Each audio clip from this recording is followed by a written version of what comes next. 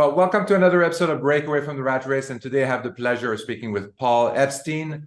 Paul is a globally recognized keynote speaker, best-selling author of The Power of Playing Offense. He's also Chief Impact Officer for PurposePoint.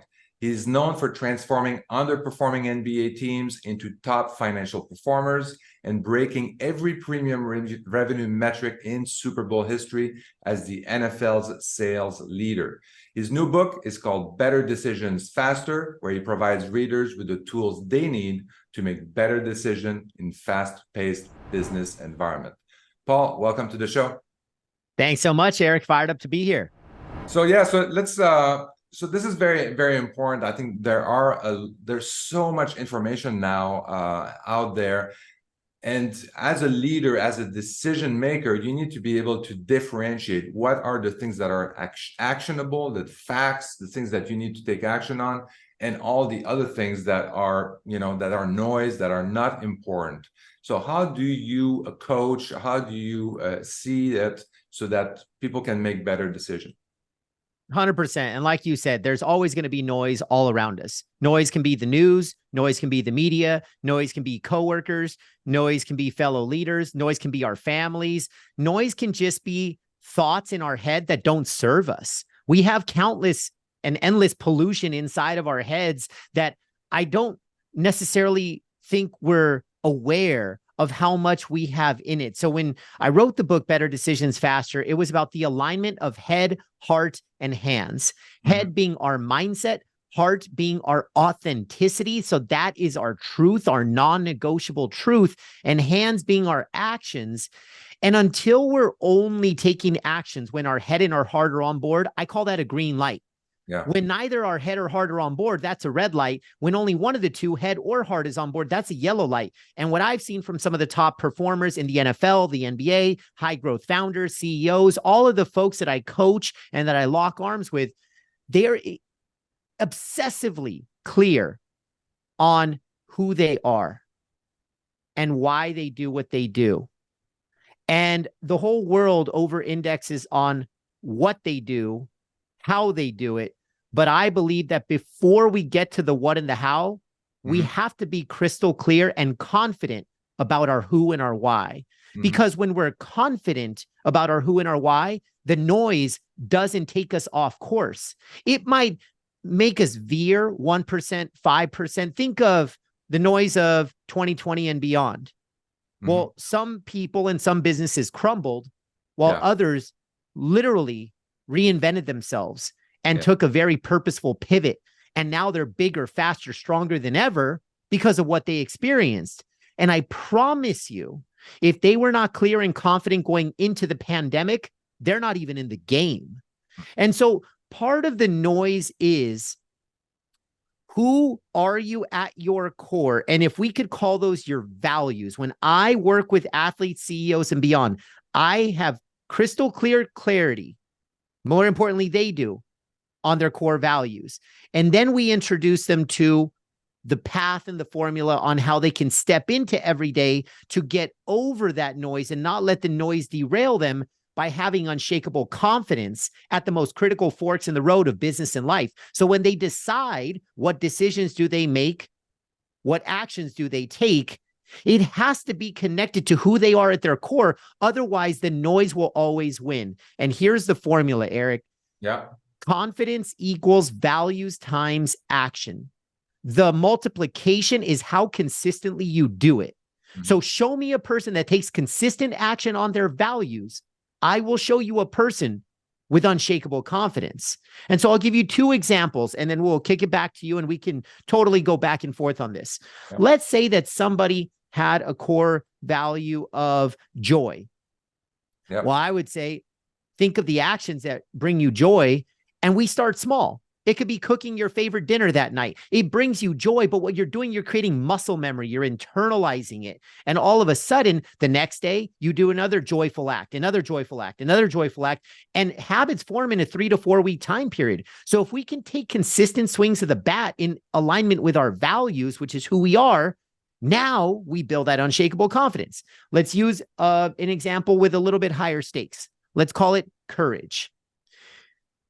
I will live my value of courage by having that challenging conversation that I've been putting off. You're not having that challenging conversation because Paul said. You're having that conversation because courage is a core value. Mm-hmm. And any value is simply a muscle. When you consistently flex a muscle, we know what happens. It grows, it evolves, it develops, and eventually we tear through it and we become a better version of ourselves. So I think that's the key here, Eric, is like noise is noise. Newsflash, noise is never going to stop. Yeah. Noise are the table stakes. And as leaders, as CEOs, as business owners, or even as folks that have, quote unquote, the day job, but maybe there's some way that they want to create financial freedom for themselves, I would recommend that the way we make the decision of how we want to achieve that financial freedom, is it a side hustle? Is it a passion project? Is it an investment play? Whatever it is, it has to be connected to who you are at your core, because then inevitably when times get tough and when the headwinds are in your face, you're going to give up if there's no purpose. Purpose is the fuel of resilience. And I believe that purpose can drive the resilience needed to not only achieve the financial freedom and to do it on your terms, but to do it in a way that's meaningful to you. Mm-hmm.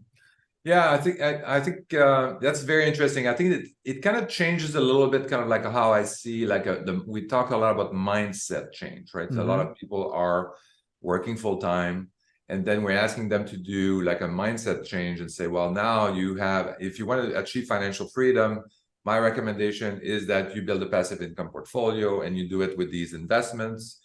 And then obviously you have to have a mindset change. You have to, when you're working full time, you may be a leader, you may be a manager, director, a VP at work, but it's not the same kind of leadership that's required when you are an entrepreneur and you're business owner and you're starting to do things on your own. It's very different. And we're kind of talking about this mindset change, but I think based on our conversation right now, it sounds like there's a little bit a higher level conversation that you need to have internally and maybe with your family member about, hey, I'm planning to do this. I'm a VP of something at this high-tech company. Now I want to start building passive income. And then like, why am I doing that? What is the purpose of doing that? And then we can talk about the how. Yeah. Yeah, I think two pieces to double click on there. I love where you're bringing us. One is, why do you want the financial freedom in the first place? And it has to be more than more money in the bank. It has to be greater than that, because if that's all it is, it might be an empty dollar. And so you could have two types of dollars, those that fill your cup or those that drain you. And so it's not a monetary thing. It's what does the money do for you? Is it access? Is it resources? Is it time back? Is it reconnecting with your family? Is it exploration and adventure all over the world because you want to live freely? Is it the autonomy? Is it the independence? And those are a lot of the values. So when I talk about values, we're not just talking the fluffy stuff. I am talking about the reasons for why you want to achieve the financial freedom and what it's going to do for you. And that reason, by the way, should be different for every person in the world. Financial is just a vehicle. Money is a vehicle. What does the money do for you is going to be your fuel and energy for why you achieve even more financial freedom. Because if you're going to go on this journey and one person has $100 in the bank, another person has 1,000, another person has 100,000, another person has 1,000,000, another person has 10 million. Well, if I'm going to attack financial freedom, I want 10 million. I don't want $10. And so like, that's the key, but it's not the aggressive pursuit of money. It's the purpose behind why I want to pursue it. Here's the other piece that I'll bring us to. I mentioned earlier, head, heart, hands. And too often, and here's the equation for all of our listeners. Head plus heart equals hands. I call it the head, heart, hands equation. So head plus heart equals hands. In other words, when we decide whether to take action with our hands, there's two checkpoints, head and heart. And when we talk about financial freedom, it has to be head and heart, not head or heart. Because any logical person would say, I want to make more money. That's all head. If you don't have a reason that's fueled by your heart, then a couple of things will happen. One, you may have money, but because there's no heart, because there was no reason behind it, you may lose it because again, there was no purpose. It was just making $2 instead of one passively on the side. Okay. The other part is it's not only the sustainability of the wealth, I think it is the intrinsic value of the wealth. So in sports, I was head of revenue for an NFL team, opened up $1 billion stadium, broke records for 2 Super Bowls. My trophy case is full. All the success, all the achievements, and it was awesome. I'm not going to tell you it wasn't. Yeah. But you know what those things didn't do for me? They didn't make me a happy person. They didn't create fulfillment in my work. They didn't give me purpose, whether in my career or in life. No, they were trophies. But some things that I did at work along the way in the journey of pursuing these trophies and this success, I found significance. I started to make a greater difference. I started to feel impact. I started to know what legacy I wanted to leave behind. And those things made me happier. Those things made me more fulfilled. Those things brought me joy.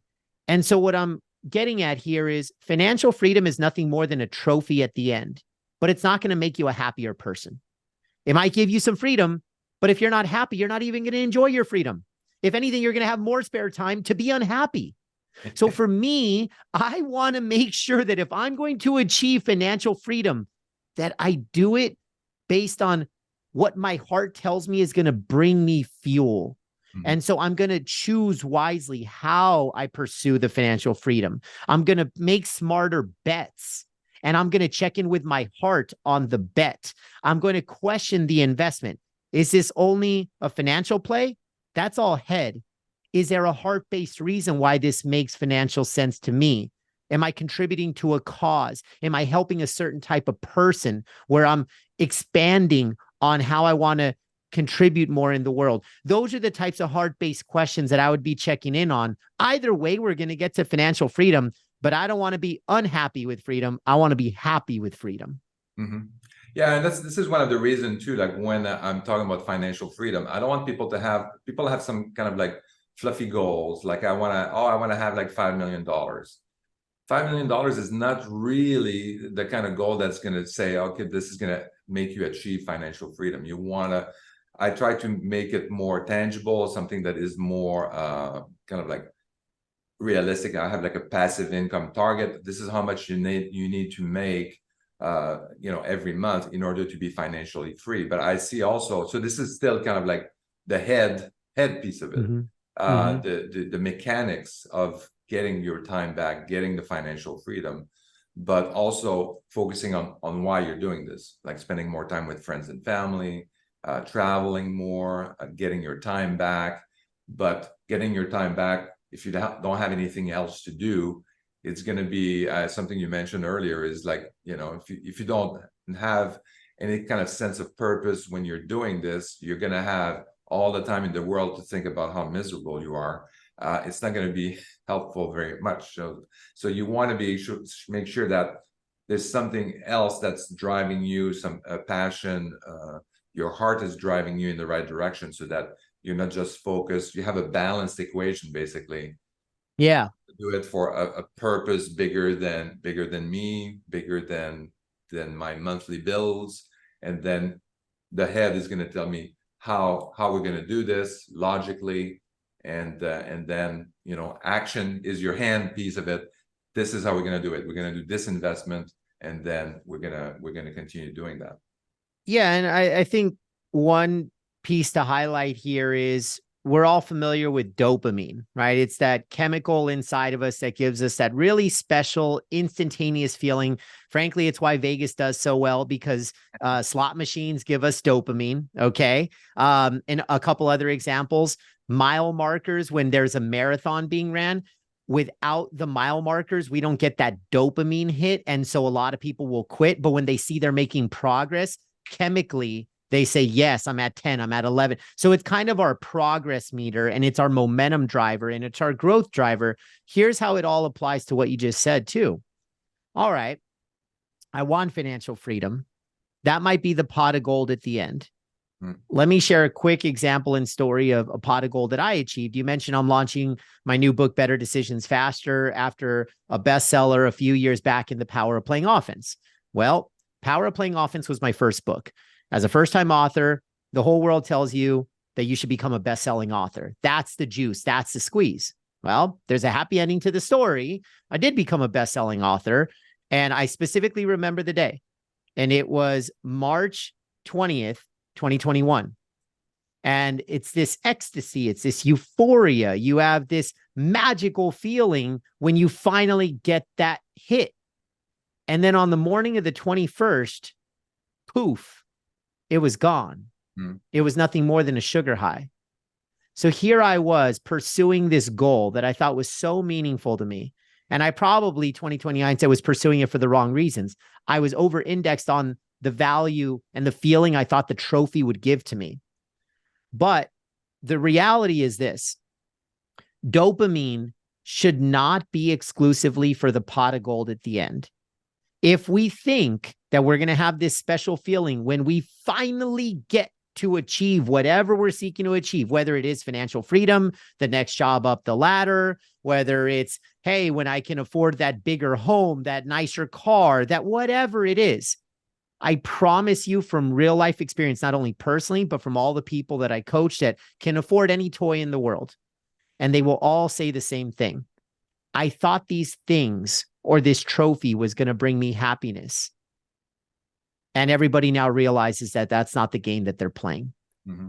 What they realize is that the dopamine comes along the journey. That way, I'm savoring it along the way. My pursuit is really the dopamine. The pot of gold at the end is just the world saying bravo. But if I over-index and think that that is going to be what it's really about, I'm going to end up very disappointed, because to use a sports metaphor here, the goalposts keep moving further and further away. You score one goal, and then you're supposed to score 2 goals and then 4 goals. So I make 100,000, then I make 500,000, then I make $1 million. You adjust your lifestyle, and you're never going to be happy with that next step, but you thought you would be. Mm-hmm. And so then you achieve this climbing of Mount Everest.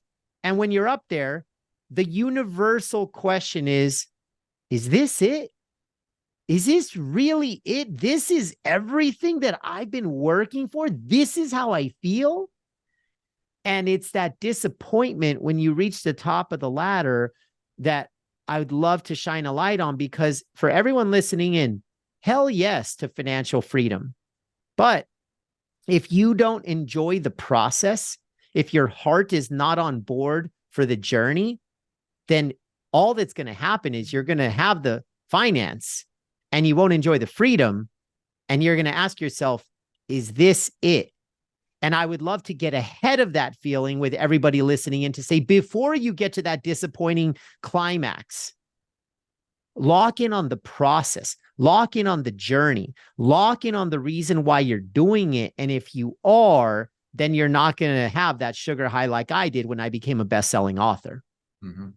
Yeah, I think that's very important. To me, like, that sounds like a lot of this, if you go in it for the wrong reason, if you want to say, oh, I want to invest in this because, oh yeah, financial freedom, it's kind of blurry, and not really thinking about what it's going to give to me.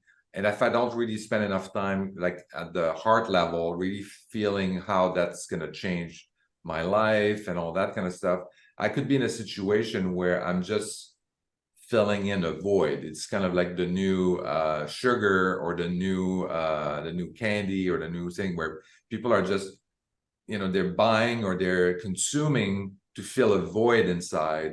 And I think what you're saying is that figure out what the void is, figure out what your goals are, and where your heart is on why you want to do something, so that before you do something, because otherwise you're going to end up that you're just going to want to do more, do 5 properties, 10 properties, 100 properties, and it's never enough. And then you're consumed by that instead of achieving what you may want to achieve, which is happiness or sense of fulfillment. But you need to spend the time on understanding really your why, so that you're just not filling the emptiness that you have inside. Yeah. And it's yes. And Yes to the why. And also, Eric, you brought up a very interesting point here. When we look to our left and our right, and we compare ourselves to others. For one, let me just be very clear about this. Comparison is the thief of joy. Yep. I'll repeat that. Comparison is the thief of joy. And it's why social media, while it has its benefits, it can also be very psychologically damaging because you're comparing yourself to the top 0.1% of somebody else's life. And guess what? They're only showing you the best. And guess what? It's filtered. So, like, if you want to talk about lack of authenticity, show me a person's Instagram story. And I'm like, that's cool. What are you doing the other 99.9% of your life? That's cool. Like, and trust me, I'm guilty of this too. So I'm not talking down on people. I'm saying that's just the way the system is set up. Okay. Besides that, though, here's the deal. All right. How do you achieve financial freedom? If that is, in fact, what you're after, which by the fact that we're listening to this show, I would assume that financial freedom is something that you're after. Great. Yeah. There's usual suspects on how you achieve it, right? There's the investment play. So, hey, real estate can be, let me just choose the most common things that you probably would hear. Hey, I think real estate is a savvy investment play. You could also think of maybe there is some entrepreneurial venture, kind of that Shark Tank-esque. I'm not happy with the current mousetrap, so I'm going to create a better mousetrap for a problem that I want to solve. Those are just two things that immediately come to mind, and there are countless examples. Here's where I would challenge folks, because real estate is probably, and you tell me, Eric, if there is a more common, but I would think real estate is a pretty common, if not the most common path that we could achieve it. Okay. The problem is, what if you get no joy or fulfillment out of this real estate acquisition process, investment process, etc., but you're doing it because it's the most common road taken? This is not a GPS of travel the most traveled road. This is a GPS that says, what is your road? And that's where I want to say is like, I wouldn't just ask what are most people doing to achieve financial freedom, because that just tells me it's the majority. It doesn't mean it's the best for me. I would actually create my own research project on what are 20 ways that people achieve financial freedom? 30 ways, 40 ways, 50 ways. Create as long a list as possible, as nothing more than a think tank. This is just an ideation session. It doesn't mean you're going to do any of them. Yeah. But now that I can look at, it's kind of like the Baskin Robbins, show me the 31 flavors of ice cream, and I promise you, there's going to be a few that really resonate, even if it's not the most popular flavor in the store. If real estate is the most popular flavor of ice cream, that's cool. 40, 50, 60% of people can do it. I don't have to. I might go a little bit off the beaten path, and there might be a flavor that's less consumed, but it really jumps off the page to me. And so what's your selection process? And I think that's critical here, because I wouldn't look to the left and the right and ask myself, what do most people do? I would just scour the earth to ask myself, what are some really unique and cool and special ways that people are still achieving financial freedom that might be less common? And then maybe you still land at real estate, but maybe you don't. And I think too often we get lazy in our process and we just go where the highest rate of success is, and the most people do it, in this case, real estate. But I think that's a flawed process, because that was never your process. You're just following the herd and following the pack. So I want to just impress it upon people. Maybe you end up with the majority, but make sure that your selection process, that you are turning over every single stone that's imaginable, because that's going to lead you to a more fulfilling outcome. Mm-hmm. Yeah, I don't want to go into the details of the selection process, but real estate rental is overwhelmingly one of the best investment categories you can have. It's easier, stuff like that. Sure. And you can use leverage, just all kinds of things. Even if you start with a blank canvas, it is overwhelmingly. It's not because there's so many people doing it, is because it's the best method out there. There are other methods too that you can do very well, but you need some additional skills. You need more stuff. It's not as easy to do. There's more risk and all of that. You can also do very 100%. All right, but this is it. My thinking is so that kind of brings me to another intersection here. So I know I want financial freedom because this is very important to me, blah, blah. and I know my head is telling me that real estate on paper, the best place to be, but I don't feel passionate about real estate. So how do you approach that? Because there's also you have doubt. You already have doubts about all kinds of things. Let's say you even go in and invest in real estate, you may also have doubts about that. I've never done real estate deals. That adds stress and anxiety to me, because I haven't done that, and I have to put money at risk, and even when I'm looking at a property, I have doubt. Is this property going to be profitable? Am I going to, each property I have this doubt about, am I making the right decision? Am I by buying it, and all that kind of stuff.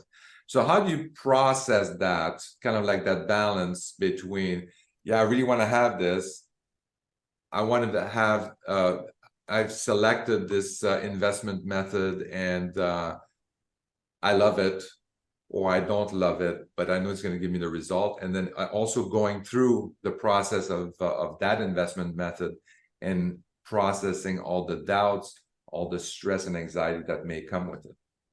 I know there's a lot to unpack here. No, it's totally fine.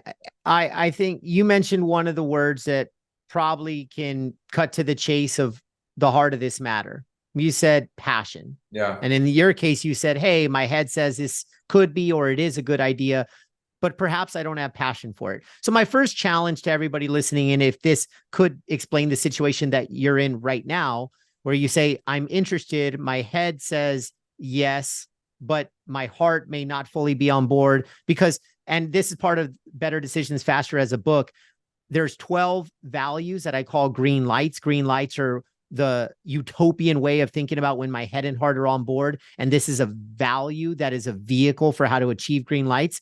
Not all 12 are created equal, and not all 12 fall in the same bucket. I literally unpack 4 values of the head. So 4 green lights of the head, 4 values that are more tied to mindset. Then I have 4 values and green lights of the heart. So more so tapping into our truth and our authenticity, and passion is one of them. Okay. And then 4 values and green lights for the hands. And so what I would say is there's a precursor to passion. That precursor is curiosity. So it goes in this order, because people always come to me, and the number one question, because I was formerly known as the why coach of the San Francisco 49ers, I talk all the time about purpose, but not purpose as a North Star. I talk about it as a 365 operating system. I basically say, are you living with purpose on purpose? Are you living by design, or are you drifting by default? And so I really challenge folks in that way. And so when you talk a lot about purpose, people naturally come back to me and say, well, how do I find my purpose? And I think that's the wrong question. It's the wrong place to start, because there's 2 steps before where purpose is the third. So in reverse order, purpose, before that is passion, before that is curiosity. So you start with curiosity. Are you genuinely curious about this real investment play, or real estate play, I should say? Are you genuinely curious? And if you're not, it's a hard stop. It is like, if you don't want to learn more about it, then you're never going to be great at it anyways. And if you're not great at it, then you might make some stupid investments. And so like, I just want to play the odds here of like, man, if I'm going to do something, let me do it well. And even if I don't, Eric, have the skill yet, I don't have the experience yet, no problem. Am I curious about it? Do I want to learn more? Do I want to grow in this space? Am I fascinated by the people that do this thing, like real estate, really well? And if yes, awesome. You're curious. Now you got to go play in the sandbox. You got to play some bets. Start small, then raise the stakes a little, then raise the stakes. Invest in 5 different things and be like, wow, did one give me a little bit more fuel and energy than the other? Great. And that's how we scratch the itch of curiosity. And if we do enough things in a similar space that we're curious about, inevitably 1 or 2 things jump up, and those 1 or 2 things become passions. And then I go through the same exercise. Let's expand the accordion on things that you're passionate about. And then eventually, if we're swimming in the right lane, we can find more purpose in this space. But it's curiosity, then passion, then purpose. So that's how I would address the individual that might say, all right, like I'm looking into this real estate thing, but maybe I don't have a passion for it. One is, have you tried it? Because curiosity without action is meaningless, right? Curiosity, it's like going on dates. I got to go on a lot of dates to find the one. I got to date some crazy to find the one. And we've all been there. Yeah. Okay. You got to taste a little bad to realize what good is. Yeah. So have you actually experienced this, or are you just saying, well, I'm not quite sure? I'll tell you a real example from me, Eric, is I had a brief chapter before my sports journey in the real estate space. To this day, that first listing that I closed, it might have been the single. I'm actually thinking about this on the spot. I think it is. I believe that that is the largest paycheck I've ever held in my life. Single check. And you know what? It meant nothing to me. Yeah. The feeling or the lack thereof of me holding that check, instantly I knew real estate's not my thing. What an amazing lesson to learn, because now I don't waste my time, and I'm not knocking it. Some of my best friends in the world do real estate, thrive at it, and love it. I actually used to work with them. That's why I did it. I wanted to work with my buddies. They're still doing it to this day, and they're crushing it. It just wasn't my space. Not because of the money. It didn't fuel my heart. So that's why, I would really kind of challenge folks and invite folks to say, like, curiosity. Are you curious? Then from there, if you are, scratch the itch, maybe some passion emerges, and then you scratch that itch and maybe some purpose comes out of that. But it's curiosity first, then passion, then purpose. Yeah. I mean, for me, what my personal experience, I mean, I have done like all kinds of different businesses, my wife and I, and then one of them was a gourmet sauce company. So I'm passionate about food.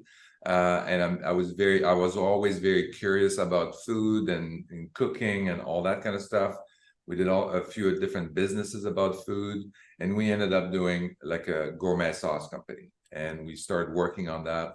And it was very interesting, interesting world, interesting process, but this was not getting us to where we wanted to be. Like the reason why we're doing this, again, is like financial freedom, getting our time back. And then basically we invested a lot of time, a lot more time than a full-time job on that company. And it was really not getting us there. So we were curious about it, passionate about food and all that kind of stuff. But yeah, it was not getting us there. And at that point, you kind of have to go back to your head and say, yes, well, what are the options here? And so this is when I went back to the drawing board and say, okay, I'm curious about all kinds of different things. So you can make yourself curious about other things also. You are in control of your curiosity sometimes. And so this is when I kind of look at that and say, what are the other investments? There was all kinds of other investments.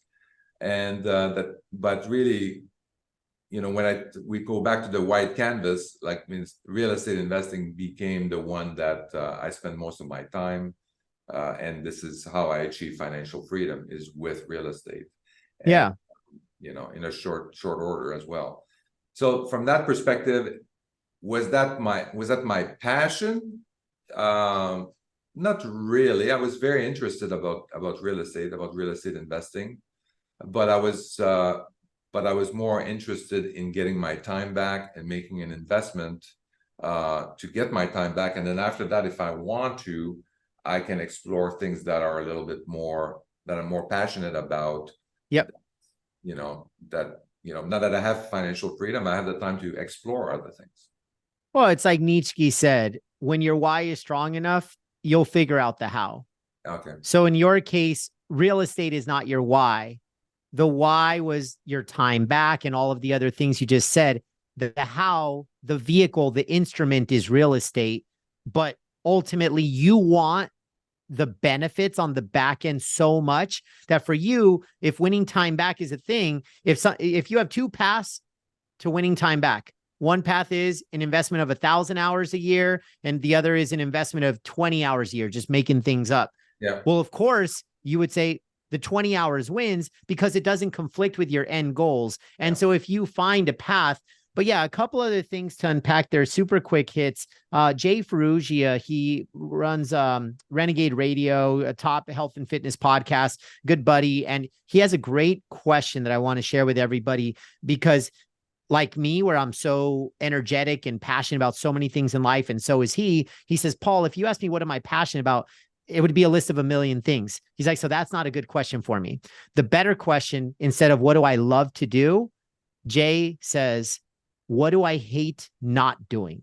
Yeah. So instead of what do you love to do, what do you hate not doing? And I think that's a wonderful spin where you'll probably come up with a shorter list, but it might be just as impactful. And the other thing for you, Eric, too, is like there's two types of yellow lights when only the head or heart is on board. What I'm cautioning folks is when it's all head, no heart, that's more deadly than a red because red, at least you're done. You snap your fingers, you stop running it. That's it. The yellow, where only your head is on board, your heart's not going to change.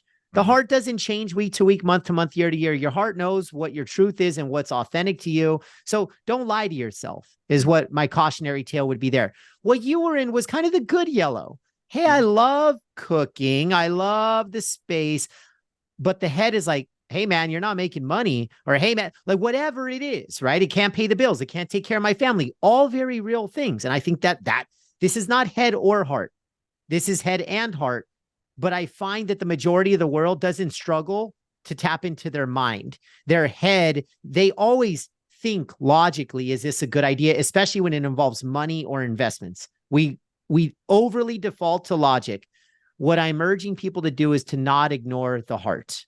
Yeah. To not ignore it, because too many people think that all investments and all bets should be what makes sense.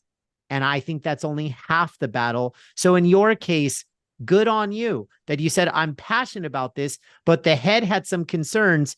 In general, I would say stay in the fight, but stay in the fight doesn't need to mean that you do it full time. It could mean, Paul, I love this sauce idea so much, but I can't take care of my family on it.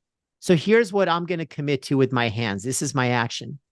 I have a 5-year plan where I can shift from my current job into becoming an entrepreneur in this sauce space, right? Sounds funny, but this is like a real thing. And people are probably thinking this stuff.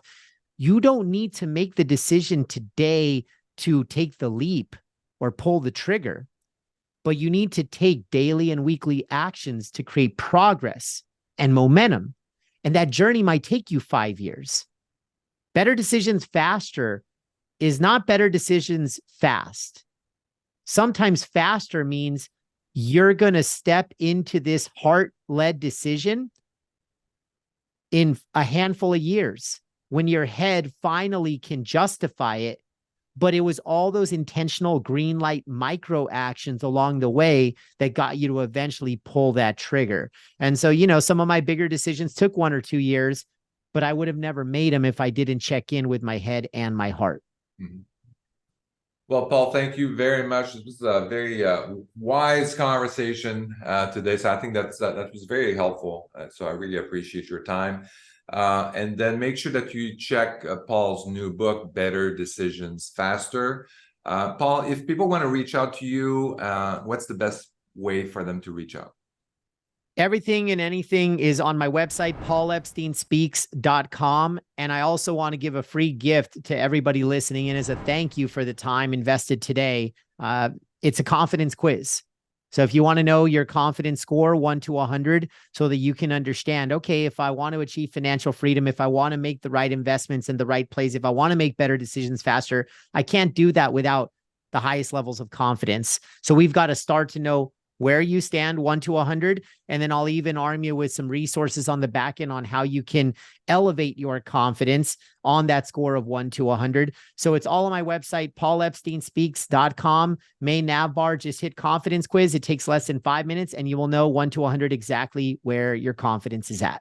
Well, excellent. Obviously, we'll have the link on the description. So Paul, thank you very much. Thank you for your time. Thank you so much, Eric. Thank you for listening to Break Away from the Rat Race with your host, Eric Martel. If you want to share your story and experience with our listeners, please message us on Facebook at Break Away from the Rat Race. Also, please subscribe to our YouTube channel and our podcast on iTunes.